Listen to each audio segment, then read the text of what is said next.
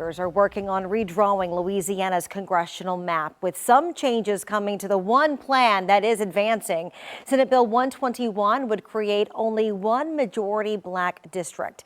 It's similar to the 2022 map, but today an amendment was approved to kind of tweak where some of those lines are drawn. All of this coming because the Supreme Court ruled that the state cannot create districts based on race. And now another amendment is being considered that would really shake up the plan. WDSU reporter Alyssa Gomez is live for us in Baton Rouge with the efforts to reach some kind of agreement, Alyssa, with emotions still running really high over this whole process.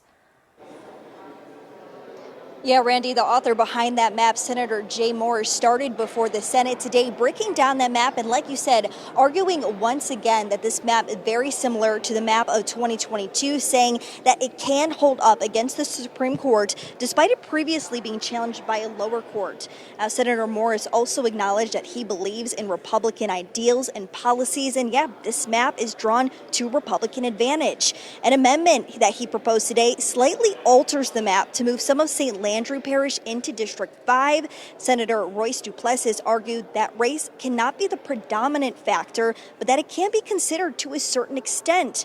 Senator Jay Morris maintains that he did not remotely consider race when drawing this map because of the Supreme Court decision. We cannot redistrict based upon race. We need to disregard race, all in pursuance of a colorblind constitution, which I think is the right decision and the right way for us to go.